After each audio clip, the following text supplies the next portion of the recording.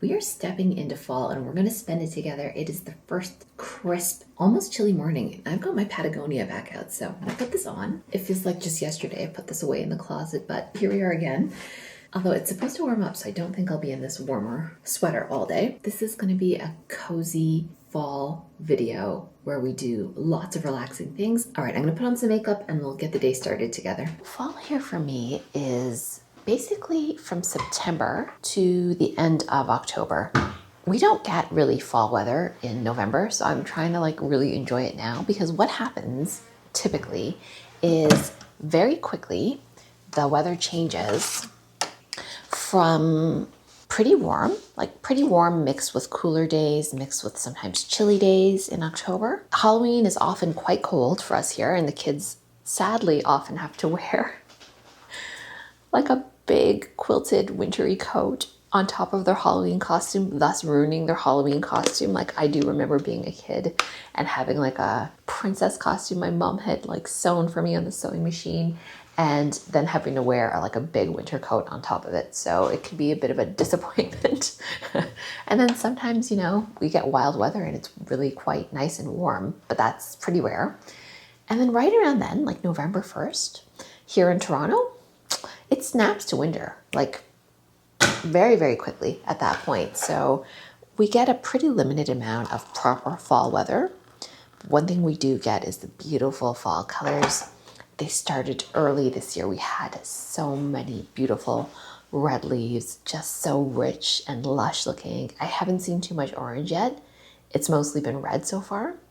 And overall, though, the trees are kind of crispy. I think some of them may fall, leaves may fall before they even turn color, because very dehydrated over the summer, because we had a bit of I'm not going to call it a drought, but we didn't have much rain in the last half of the summer. So I've yet to see what the full autumn leaves are going to look like, but I am already enjoying the reds and that little bit of the orange that's starting to peek through. It's quite chilly inside of the house right now. I actually have on my felt indoor slippers. I don't think I'll have these on all day though. I'm not sure how well you're able to see them. These are better felt slippers, and they're just so cozy and comfy for this time of year, but it's actually supposed to warm up significantly. So we're having that thing where it's quite cold and chilly at night, and then because it's sunny and bright and clear, it warms up a lot. I don't think I'll be in any of this later on, but right now it's absolutely perfect. I don't have the heat on yet inside of the house either, which has been nice, but we're definitely coming to that point of the year. I can not usually get through, well, I won't get through October without putting the heat on. It definitely goes on. And often, sometimes, even in mid-September, it has to go on. My family though, my husband's family are from Ireland, and we've been there in August and have had the heat on though. So I guess we're lucky not to have to do that over the summer, despite being so north here in Canada. They also have a higher tolerance for indoor cold than we do. So that's always interesting when I visit. I'm like, oh my gosh, it's so chilly in here. And they're like, you're from Canada. What's going on? I've gone down to the basement where I store my baking tins, which gives you an idea of how often I use them, which is not super often. Although sometimes I go through a bit of, a phase of baking a lot. That hasn't been over the summer though. I think you can probably imagine why. We had a terrible heat wave and I just was not feeling it. So I've got this bun pan out because I think I might even try and make a second dessert today.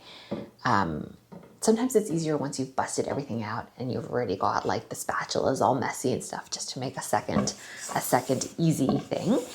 But yeah, I think the bun pan will be for the chocolate cake, just a quick boxed mix, nothing too fancy. But the other thing I really wanted to make, because it is apple season, is my favorite cinnamon apple cake using these beautiful apples that are organic and local. I might not even use all of them. This is such an amazing recipe. I'll leave it for you down below, but it is by Jessica Holmes from the website sweetestmenu.com, and it's just called cinnamon apple cake. It is a yogurt and oil based recipe, so no butter. So if you don't have a lot of butter, it's perfect. But if you do have yogurt, you're in good shape. And you just even need one apple for it, but I'm going to put more than one apple because these are, I don't know if you can see how small this is. Tiny. This is the best apple cake ever. It is a bit laborious though, because there are quite a few steps. But anyway, I'm gonna get to it and whip this up and get it in the oven. So I've got my favorite mixing bowls here. These are vintage from Crate and Barrel. One of the first things I think I bought when Crate and Barrel finally came to Canada, or actually maybe I was in Boston. I brought them home with me back when you could have a lot of luggage. And into this, I just put the flour in so far, baking powder, baking soda, so it calls for both. And my trick for baking soda always is to sift it. I don't always sift my flour, especially if it's fresh, but I will always sift my baking soda because it has a tendency to ball up in these like little clumps, right? I'm not sure if you're seeing that. You'll have to trust me. A little rock comes out of it, and there's nothing that tastes more gross than biting into a rock of baking soda in a baked good. It just leaves this terribly bitter, sour, awful flavor. So I avoid doing that at all costs, which means I've got to sift those little things. And then I just have to add in some sugar here. And of course, I forgot to take my eggs out ahead of time and let them come to room temperature. So I'll just run those under a bit of warm water to bring them up, or to take a little of the chill off of them. I do have the 1 cup of apple that you're supposed to peel. You don't have to peel it, but it is not super pleasant because the apple becomes very tender and then the peel is a bit peely, right? But you could. These smell heavenly. What a beautiful scent. And I don't even like apples that much. I don't like apple scented things that much. But if you do, oh my gosh, you'd be in heaven right now. It smells so good. So I didn't put the sugar in. Let's do that. 3/4 cup of sugar. I'm not a perfect baker.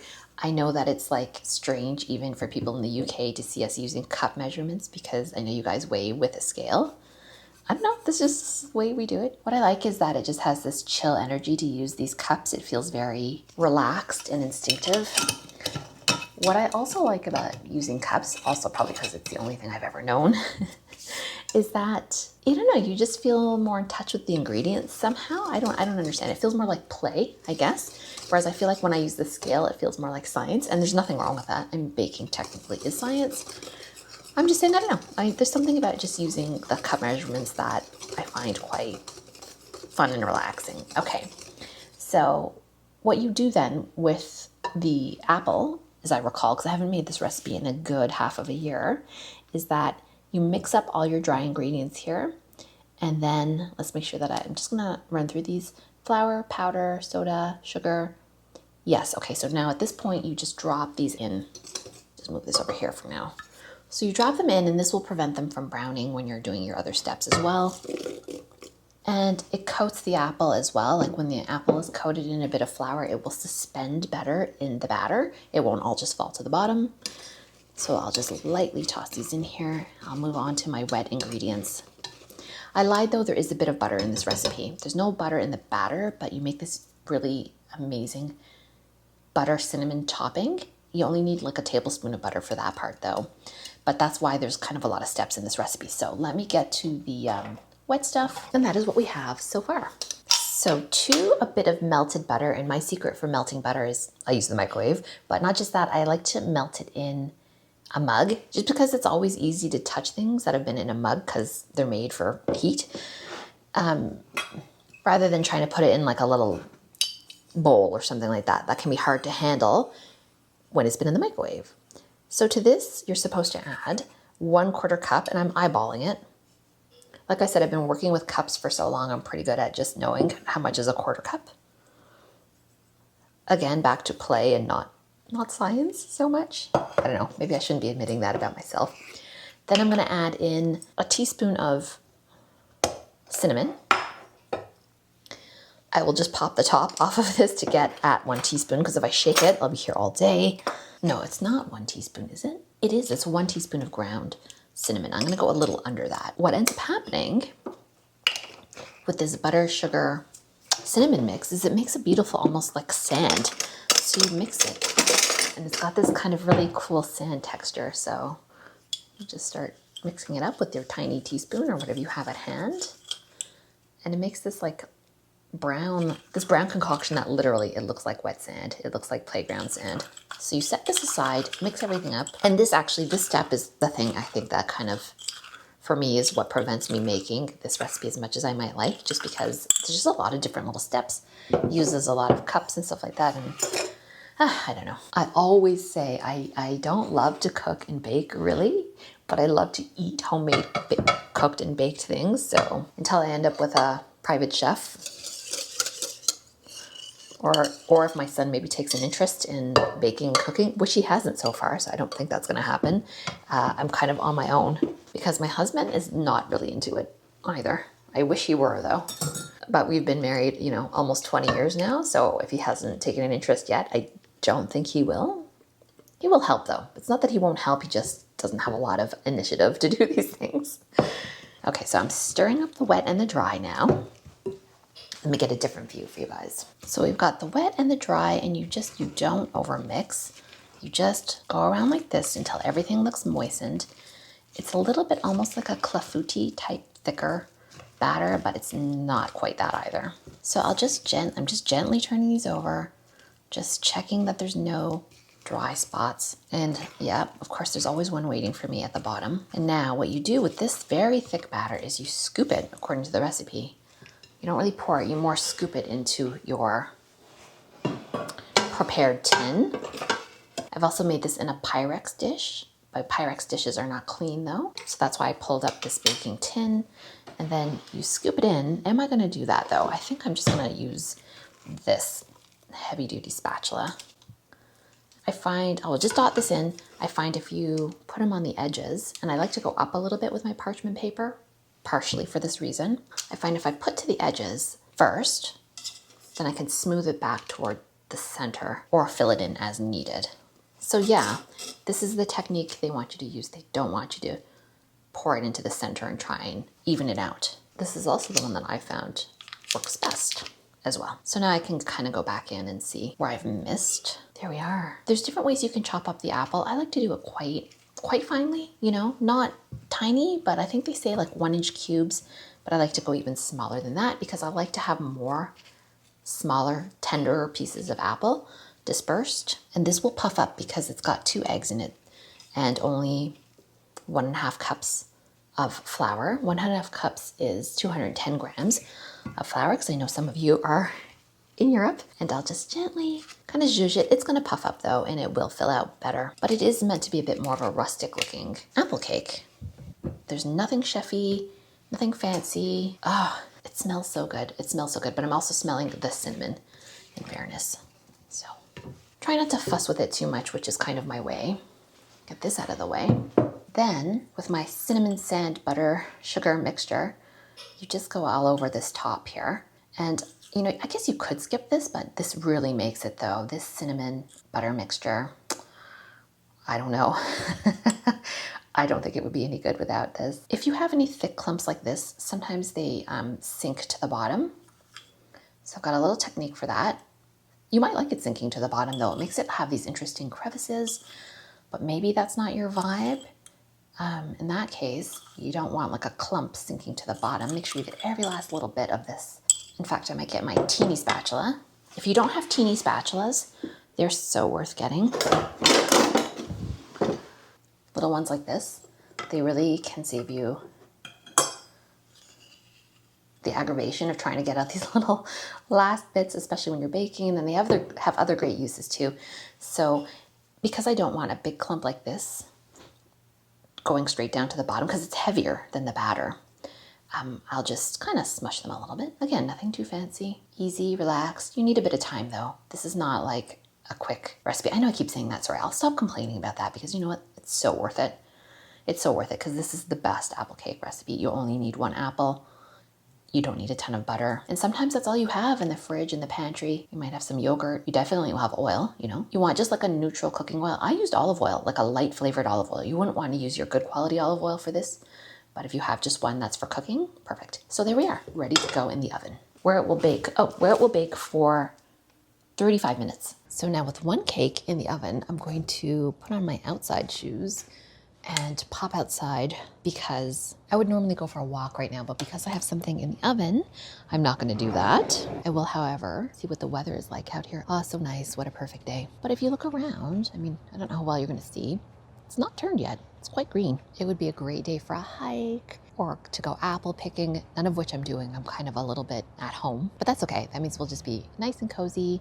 And I gotta pop inside because gotta check on the cake pretty soon and then maybe get going on the other one. I used to think summer was my favorite season, but I think now I may have to change my opinion. I may have to say it is fall. I hear chipmunks. I hear not so many birds. They're migrating now. This is like peak migration season, so they're leaving. They're leaving Toronto and they're going south to be nice and warm and get more food before the snow starts to fall, which is not yet. That's not gonna happen for a while. Fingers crossed, but look at this glorious, beautiful morning light.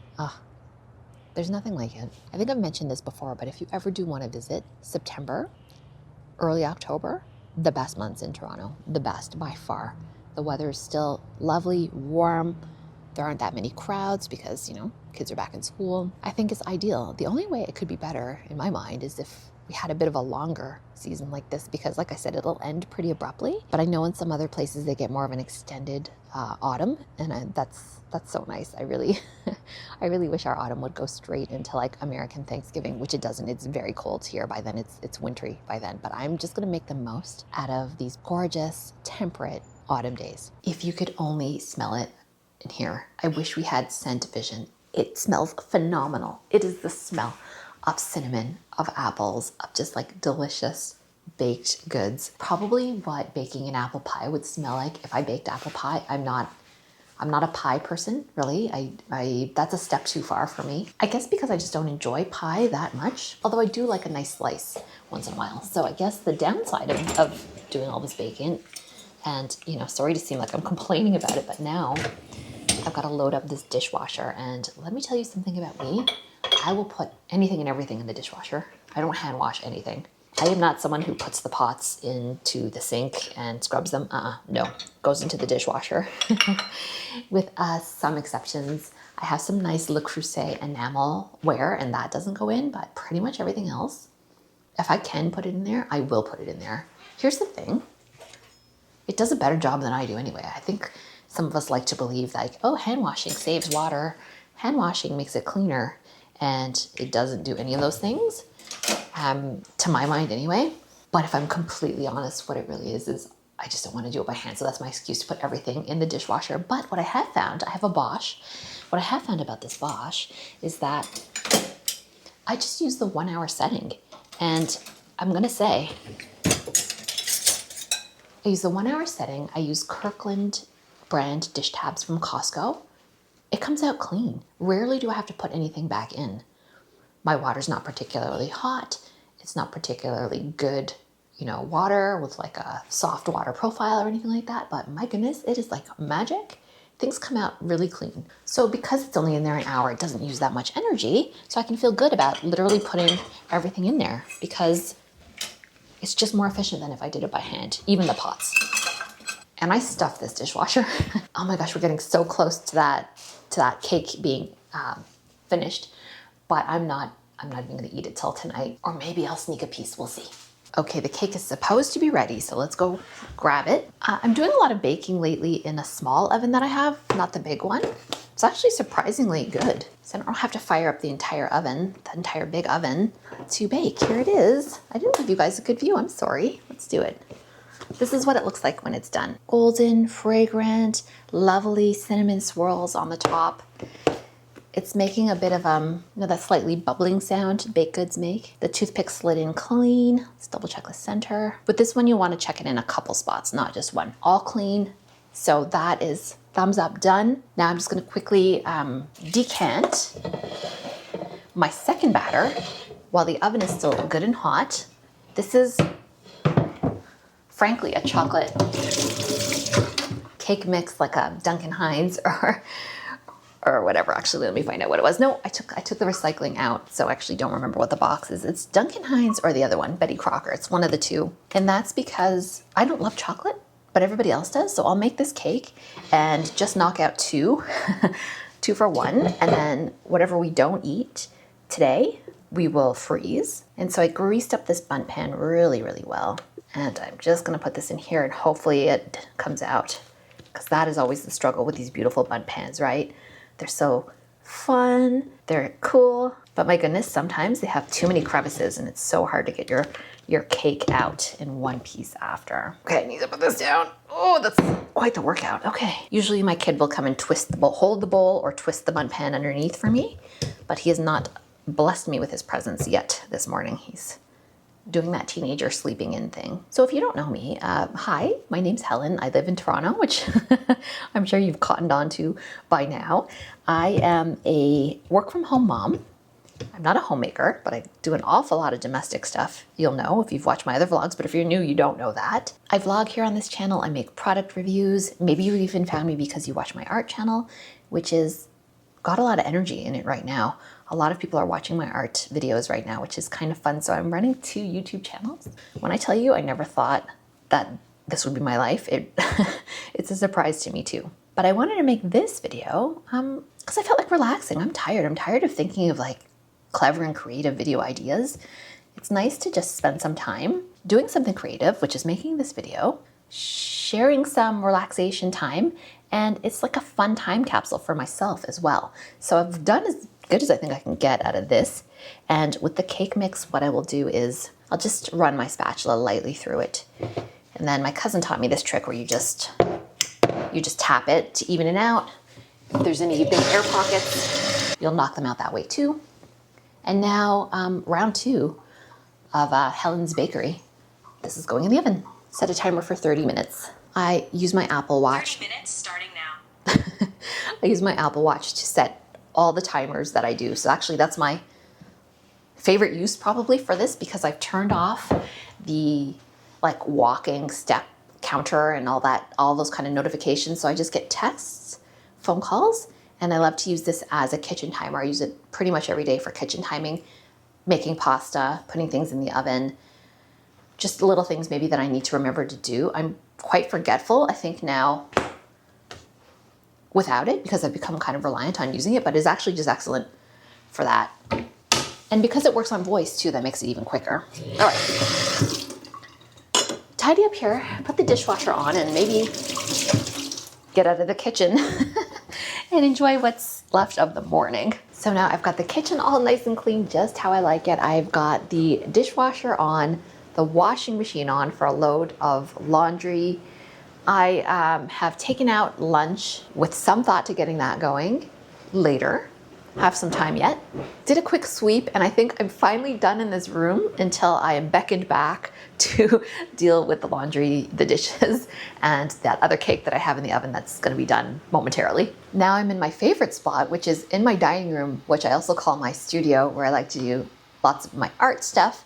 And I'll also sit here and I do some writing as well. Sometimes I write poetry. That makes me sound like a real fancy person. I'm not. But it's just like a meditative experience for me because I'm not like that big into journaling. But speaking of journaling, I have the best art, craft, whatever you want to call it, for fall that I've just discovered.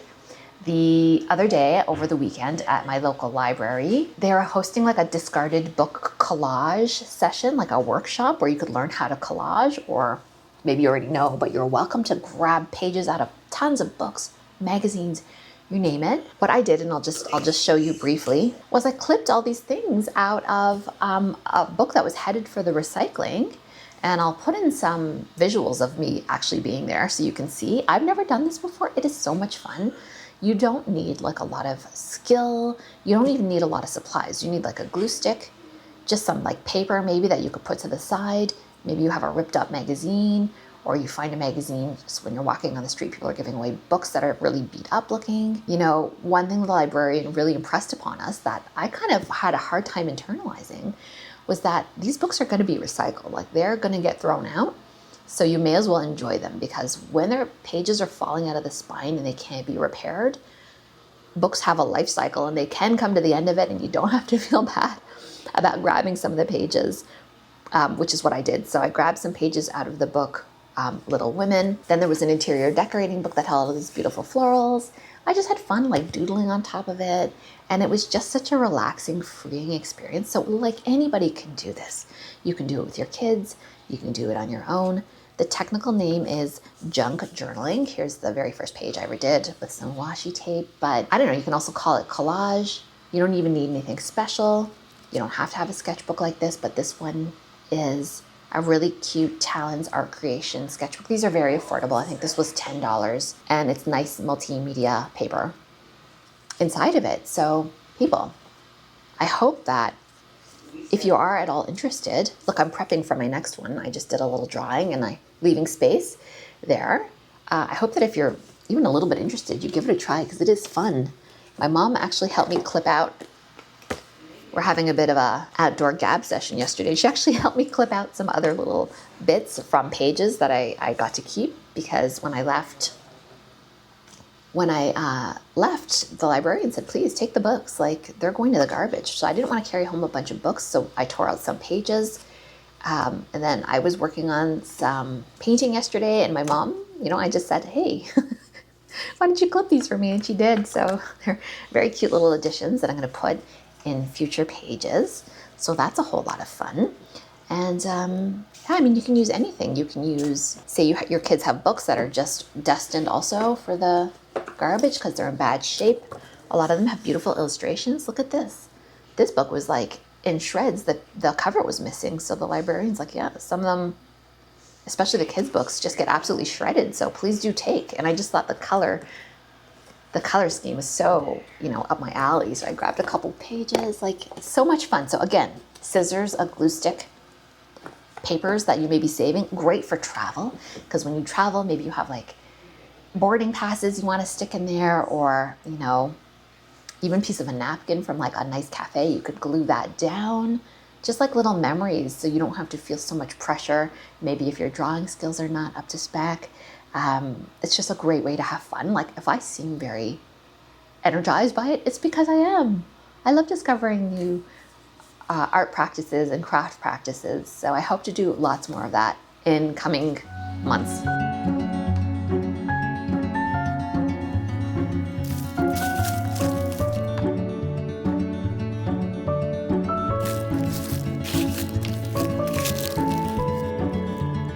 I meant to do just some analog reading of a magazine back at my house, but there's a whole bunch of construction work going on, I guess, at the house across from mine. So I've taken my old magazine here that I got from my collage workshop. That was a giveaway. Cillian Murphy's on the cover. And I brought it here just to spend a little bit of time reading an actual magazine. I'm trying to stay off my phone a bit. No kidding, my fingers are actually a little bit sore from like clutching it. I was doing a lot of texting yesterday, so I'm trying not to pick it up too much. And sorry, I know I'm partly in the sun and partly shaded, but it is so pleasant out here. Yeah, I'm just gonna spend a bit of time reading a few articles, including one about the namesake of my son, Cillian Murphy. You might know him from the Oppenheimer movie, and he was in Peaky Blinders. And when I just saw this name, Cillian, I just thought it was so pretty with the C, even though it's pronounced with a hard C sound, Cillian. True story, when I did pick the name Cillian, I was a little bit worried, because this is a long time ago now. This is almost 2 decades ago when I picked out this name, that the actor Cillian Murphy, like, he wasn't a super well-known quantity, but I was a little worried he might do something silly and then the name Cillian would be like a laughingstock name. But luckily this guy is like got his head on straight, so that has never been a concern.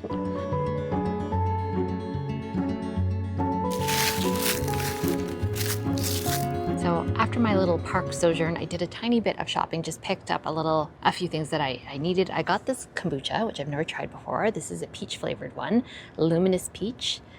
And I needed to get some cheese also, so I picked these up from the health food store that's near me. And then I got some other not so healthy bits.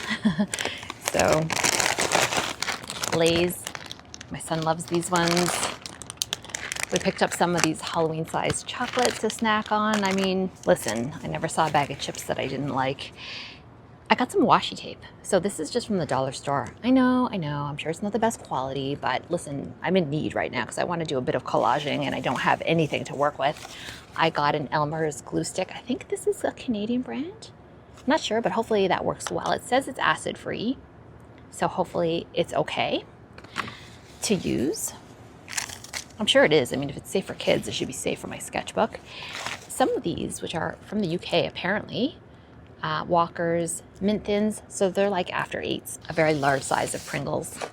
I didn't say this was a health food grocery shop run. Biscoff cookies, all snacks, guys. Not a healthy thing here except for the cheese and the kombucha. And then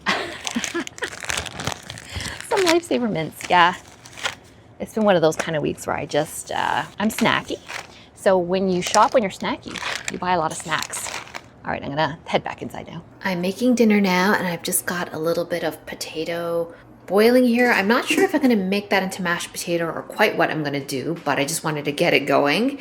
And then I'm going to saute some broccolette, these are called. They're basically mini broccolis, and I like them. They're a nice alternative to broccoli, which I also love. I'll just use some garlic for that. And then in the oven unseen are some sausages. I feel like the day really got away from me. I was just enjoying being outside so much and spent way more time outdoors this time of year than I normally do. It's already like 5 o'clock. I don't know how that happened. So I like to eat a little bit after 5.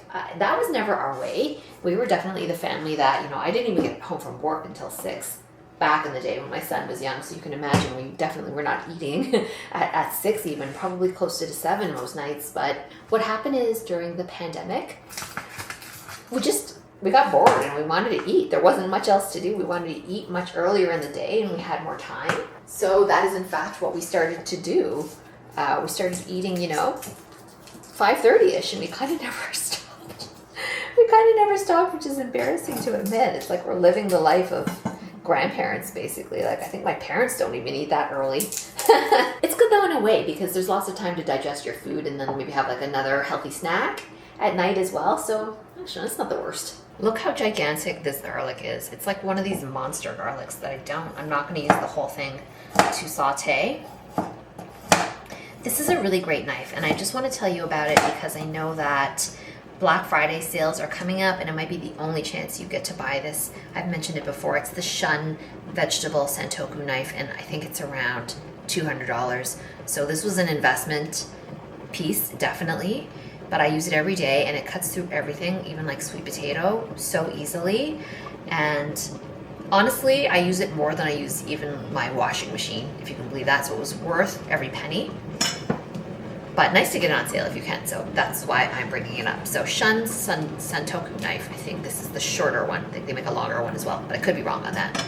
All right, here we are. We've got just the sausages, which I'm gonna finish off in the pan. I decided to just lightly pan fry these fluffy potatoes, and then I got a really nice char on this broccolette as it's called. So that's gonna be super yummy. And this is how it turned out. Looks good.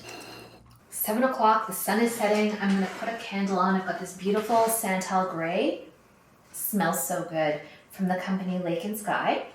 So let's get that going. Nothing like a really nice scented candle. Just when the sun is going down.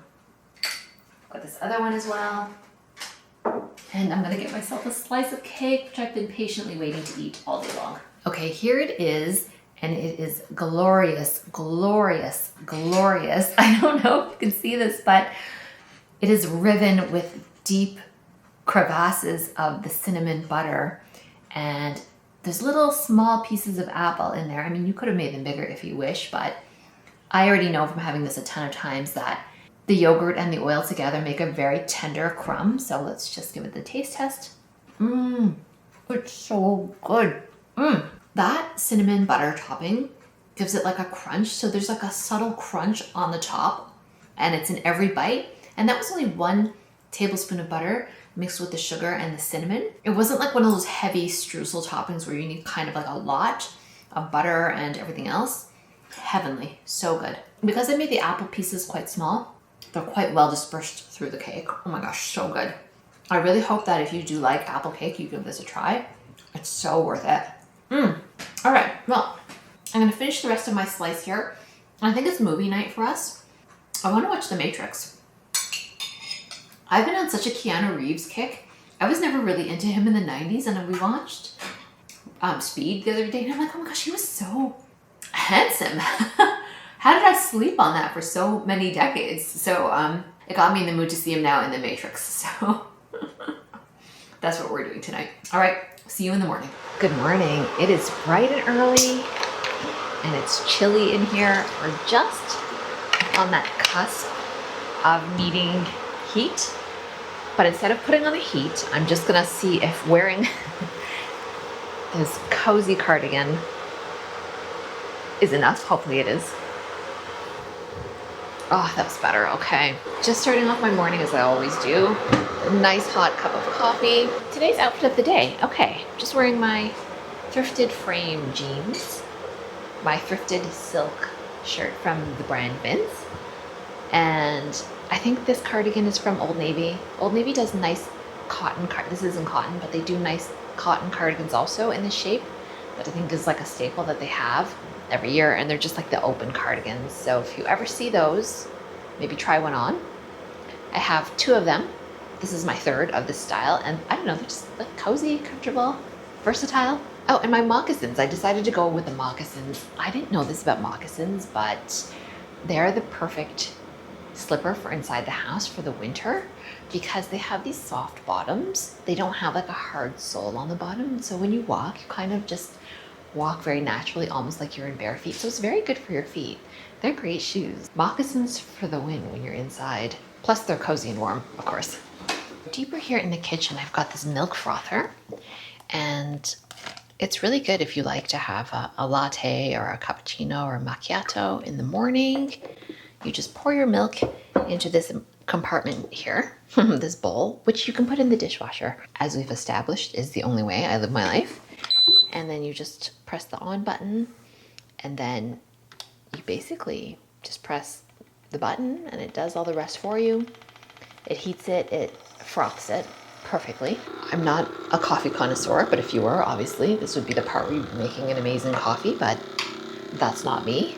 Embarrassingly, my favorite coffee for at home is just Nescafe Gold, but it has to be the espresso, not the thicker granules. The espresso has a very fine powder, and this is the monster version. Usually you can only get one that size, but whenever they have the jumbo sizes at the supermarket, I always grab it because I know I'll go through it. Now, by contrast, my husband is a French press person, and you know, he does all the steps. I don't like French press coffee. I find it too harsh, too strong, but this is his French press, so he got an insulated one. So I think he just got this from Amazon instead of the glass ones, because we were finding the glass, once again, with our propensity to dishwash everything, the glass is a bit fragile, and if it just gets a little knock against it, it's pretty sturdy, but it's a thin glass. But he had broken enough of those over, you know, a 5-year period to just think about switching instead to like this type, which has the bonus of also being insulated, and it's full stainless steel as well, which is good. I'm not that much of a coffee aficionado to really care. I just care that it's hot, and I do like a bit of warmed up, steamed, frothed milk. And away we go for the morning. 1 of 3 coffees that I'm gonna drink, seriously. I guess that's the downside of this coffee just not being very strong in general. I don't feel like I'm fully caffeinated till I'm on my 3rd coffee of the day. That's why you always see me holding a coffee cup in the mornings, especially because I'm going through 3 of them. But they're not the hugest size cups. I also think maybe I use it because I don't love to sit down for breakfast. I've never been a big breakfast person. Like I'll have a slice of toast or half of an English muffin. And I think sometimes I just would prefer to drink. Like that's the thing that I like to do in the morning, have something nice and hot to drink. And then sometimes I'll switch to tea as well. You know, after my 1st or 2nd coffee, the 3rd thing will be a tea, but definitely 3 hot drinks every morning, non-negotiable. One thing I am prepping this morning that I wanted to show you guys just in case it's of interest to anybody, especially for those of you out there who may be trying to eat a little less meat this week or just in general, or you're a vegan, vegetarian, whatever the case may be, you want to incorporate tofu in your diet because it is good for you, is this recipe it's like a viral recipe that I saw online, and I tried it a couple times myself, and it's actually pretty good.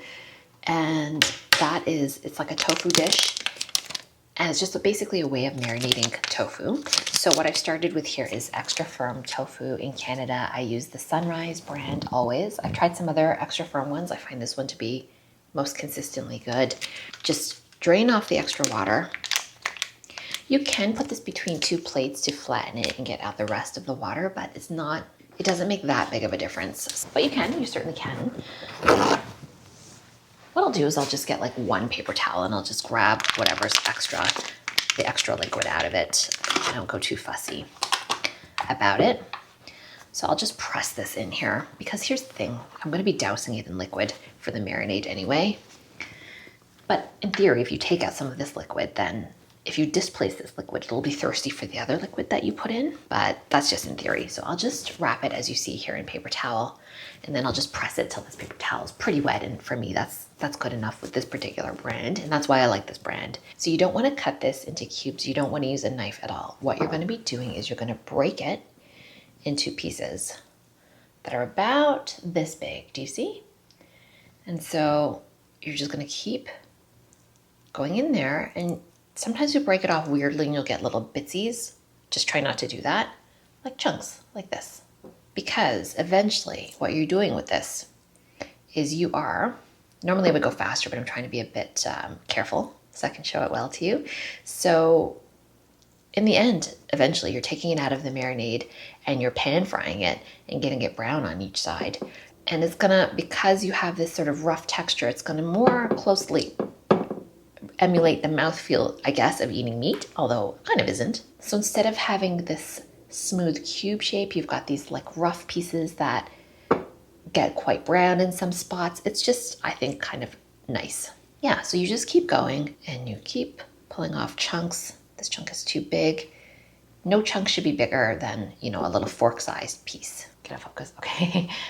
Okay, there. So once you've marinated it, you could do it as much as overnight. You could probably do it 2 days and just leave it in the fridge. It's just tofu at the end of the day. Plus you'll see what you're putting on top of it. Well, you see the soy sauce here, so that's already a hint. Just don't make them too small. So you marinate it for quite a while because you really want that flavor to soak in. I mean, you could use a plastic bag. A lot of people marinate in like a throwaway disposable Ziploc bag. I just try not to use them. One, because I just don't want the plastic contacting my food if I don't have to. Two, I just don't like throwing away Ziploc bags. I think it's, not the best, but you do you. I certainly don't judge. Whenever I make chicken, I will do it very often. In fact, I am making chicken tonight and I will be for my son and my husband don't really love this dish, but I do. And I'll be putting their chicken in a disposable bag, but where I can, I avoid it. Okay, so that one block of tofu made quite a nice tray here of not delicious looking tofu. Not gonna lie, it never looks that good when it's like this. It looks like rocks, tofu rocks. So what you do is you get your soy sauce, and I don't measure. I don't know how much I'm putting in. I am just doing a nice drizzle. You'll see, I'm just doing a good drizzle. This is the regular sodium Kikkoman soy sauce. I prefer the one with the green cap that's low sodium, but I can't always find it. Just depends on what grocery store I'm at, so I can't always find it. Then you need balsamic vinegar. So that was, as you saw, a good heavy drizzle of soy sauce. And you're not adding any more seasoning or salt or anything, so you don't have to worry too much about how salty it is, unless you're watching your salt. And then a big, good, same amount drizzle of balsamic vinegar. And it turns it brown, which, okay. But it ends up looking quite meaty when you pan fry it. So then, when this is all said and done, you'll want to turn it over, right, halfway through the marinating process, just to make sure that all sides are coated. And then you pan fry it. Just oil, pan, heat up the pan, medium high, let them crisp up, check them when they're brown on one side, much like you do meat. Then you turn them over to the other and they brown really well because of the sugars of the balsamic vinegar. It does brown up really nicely. Okay, if this were the halfway point of marinating, I just would want to show you how I would just, you would just turn it all over and make sure that everything is well marinated, that there's marinade on all sides. But already this is pretty good. I'm at my desk now just briefly to get through some emails and we will resume our cozy fall vlog. I just reviewed some of the footage. I am so sorry. I didn't realize I had this contour streak here the whole time. I've been trying out a new one and I put some here and then I forgot to take it off or blend it out. Or maybe I didn't forget, but it will not budge. So I'm gonna not tell you what it is just in case I don't like it, because I think maybe I don't. I don't. I don't know why it's still there. I've been trying to remove it. Okay, the real reason though, not to just apologize for my weird contour streak that doesn't seem to be removable, just a little PSA. So there's starting to be this little rustle in the content creator universe, let's just call it that, about Black Friday sales. And I'm sorry, I really don't. I'm gonna keep this brief. I just wanted to tell you, If there are products that you like that are expensive and you're intending maybe to purchase them on Black Friday, now's the time to start researching them, start watching your different YouTube videos, start taking notes. When I take notes on like expensive things I want to buy, I'll just put like the regular price that I'm seeing. Like for instance, a good example might be a camera, maybe like an expensive winter parka that is like an investment piece, not a designer investment piece or anything. Good quality parkas are quite expensive and we have a very harsh climate, so they are worth investing in. You can have it for a decade or more, but I don't want to buy them at full price. So if I write down what it is and I do the research now, I still have time to go try it on in store so that I'm not making like a last minute guess at my size. Now's the time to do it. Now's the time to start putting in that research so that when the time comes, you'll know if it's a worthwhile deal or not. And I certainly don't encourage you to go in store for Black Friday shopping. I think that's madness, but I think often there's like maybe one or two expensive items you might have been holding off on buying. And typically, and I know this from years of seeing deals, that is the best time. Like the sales are the best at Black Friday. They're pretty good around Christmas time too, but then you start having sometimes an issue with stock availability because it's you versus everybody else looking for Christmas gifts. So yeah, I don't encourage overconsumption. You guys know that, but I do like saving money. You also know that. So where those two things come together is me telling you to start researching expensive big ticket items now, to go look at them in person when it's nice and chill, and just get your head around like costs of things and zero in on what it is you want to buy. Anyway, that's my PSA. Just finish up on a few emails and get on with the rest of the day. I'm really looking forward to doing some collage because I bought the products for it yesterday, the glue stick and the washi tape, and I haven't used them yet. So hopefully we get to crack those open together. Finally, I've had a chance to sit down with my new supplies that I've been wanting to crack open, washi tape. I've never purchased washi tape before. I don't know why I haven't. I love washi tape. I don't know why I haven't purchased it so far, but I guess this is a first time for everything. I don't know if there's gonna be an easy way to open this. Okay, let's open the glue stick first because that looks a little simpler. Elmer's glue reminds me of being a kid in school.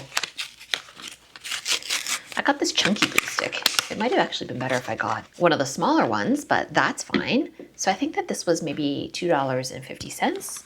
Got it at our Dollarama, which is our version of like Dollar Tree, Dollar General. I don't know what all the names are. And this is Calvin brand, which I'm sure is not great quality, but maybe it's okay. Who knows? Everything's made in China. So yeah, and of course it's one of those completely impenetrable.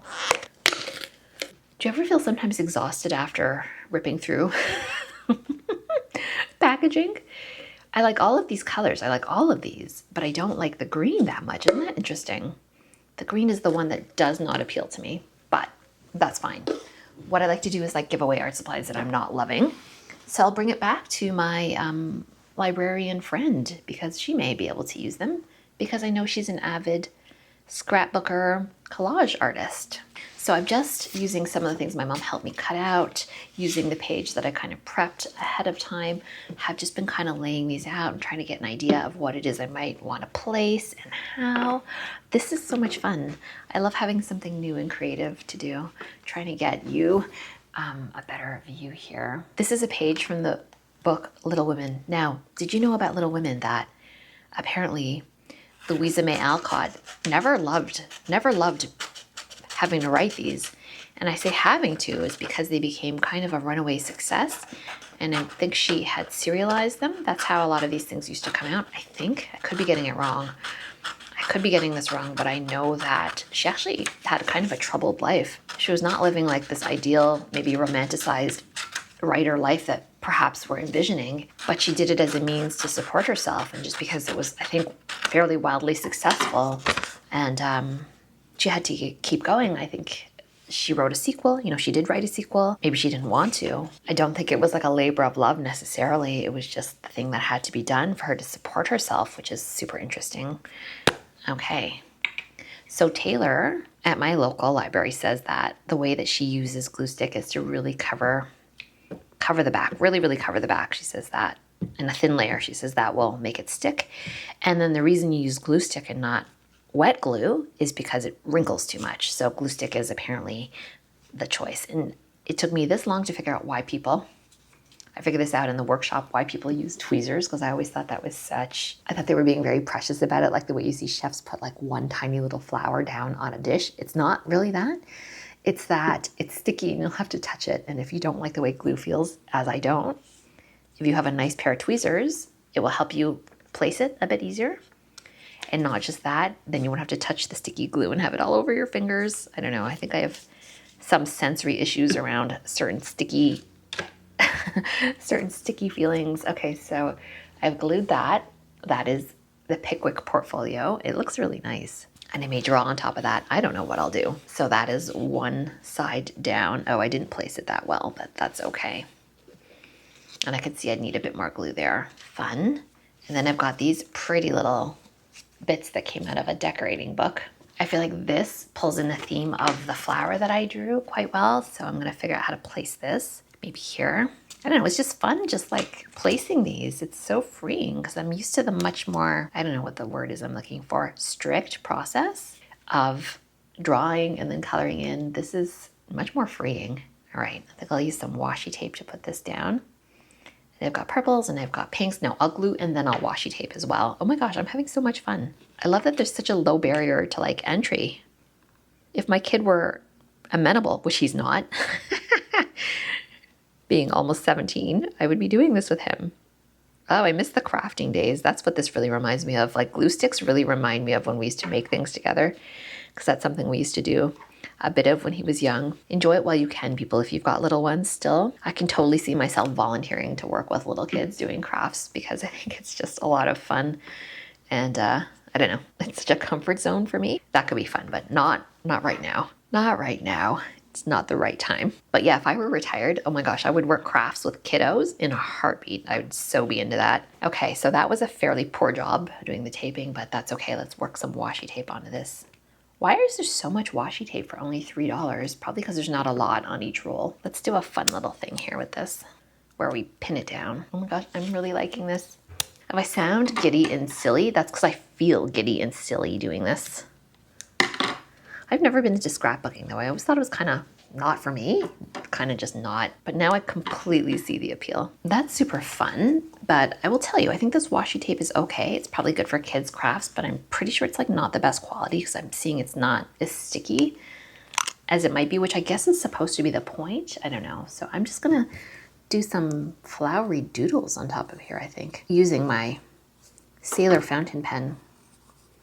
Fountain pens have really changed the game. I thought I didn't like them until I started trying them again, and they're much fun to play with, I gotta say. Especially these ones, they're not expensive. So if you're looking to try fountain pens again, there are a lot of inexpensive options. I don't know why I thought it was like, oh, you want a fountain pen? Okay, that's $50. No, there are a lot of like great Japanese brands where it doesn't cost a lot at all to try them out. There's Safari Lamy pens, Lamy, and those are not expensive either. There's like much out there if that's something you want to explore. It's really great if you do journal and you don't love your handwriting, or you want to slow down or do something kind of meditative. And it's just like a pen, it's an office pen, right? So we're talking about a small investment that could yield a lot of fun, maybe a new hobby for you. I'm just doodling some leaves, flowers, sort of my favorite thing to doodle a bit. I like the look of the ink and the washi tape all together. There's my page. Pages. I might add a little bit to it, or I might not. We'll see. Now this page is lacking color. I am gonna add something to it. Maybe just a tiny bit of watercolor on the top, and we'll see how it takes. Just gonna dash some color on there because you know what? This ink underneath is not waterproof. I can hear the leaf blowers going outside. Oh, that's the downside of fall, my friends. Constant sound of leaf blowers. They should, I don't know. Okay, I'm not gonna say anything because I know landscaping is not an easy job. I know that they use them for a reason, but my goodness, are they annoying to have to listen to. There we are. Okay, I'm pretty happy with that. But I'm not gonna stop there, of course. I'm gonna add some color down in here. Just having a bit of fun. That was like a fun 5-minute craft. I love that. Okay, I am done now. I'm gonna let it dry.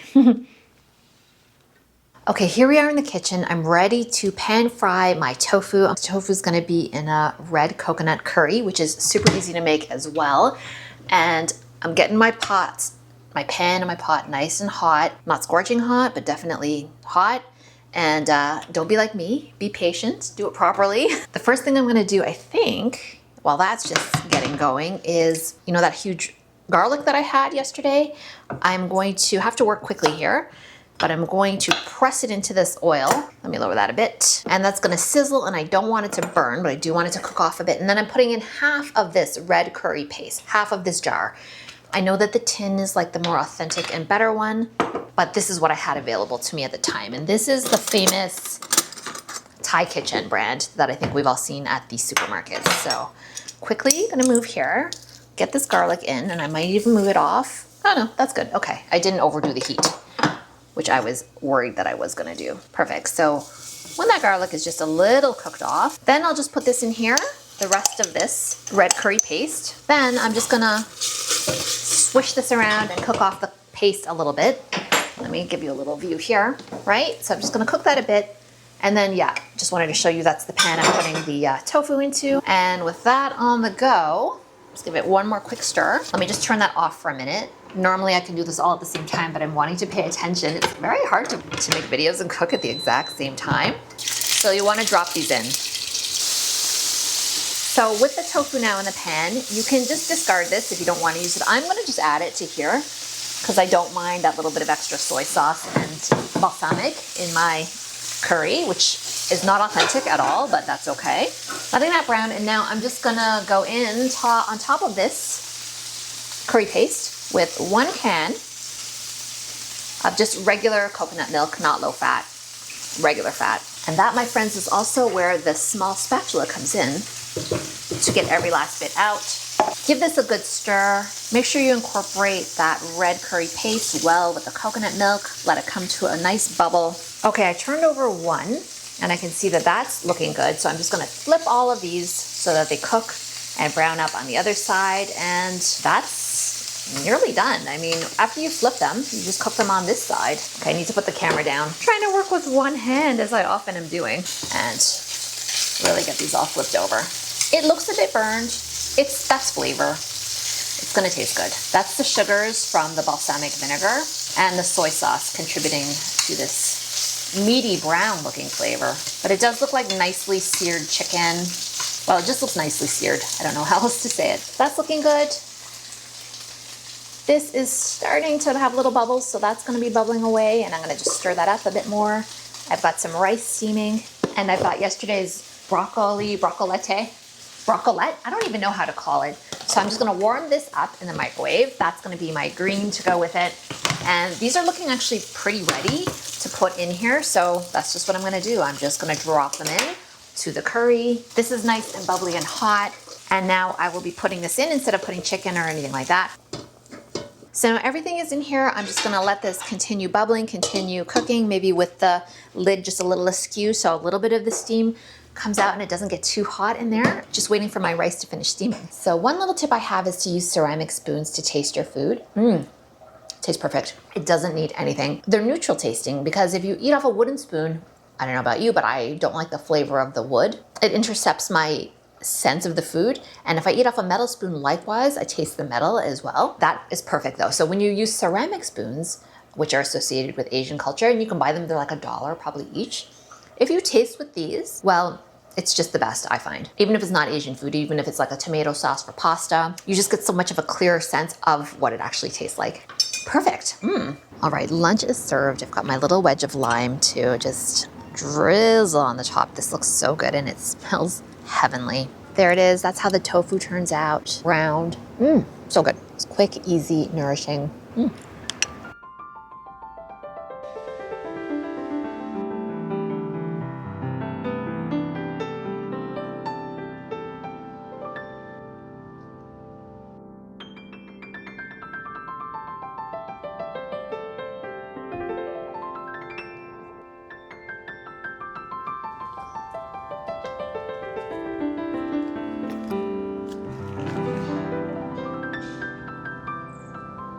It's a rabbit. Hello.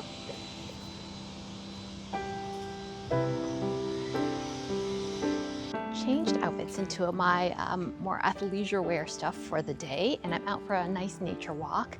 And It's that interesting period where it's like the summer blooms are fading. It's not quite like full autumn leaves yet. You might recognize, or maybe not, this little enclave because I do make videos here sometimes, like walking around. As you can see around me, it's quite green in this little enclave, so that's interesting, but we're just gonna do a little nature walk.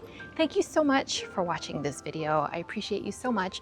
Please do drop me a comment, even if it's just an emoji to say hello. Like, consider subscribing if you're new here. Hopefully you enjoyed this cozy fall vlog, and I'm gonna carry on and enjoy a nice walk as a way of capping this off. We'll see you in the next video.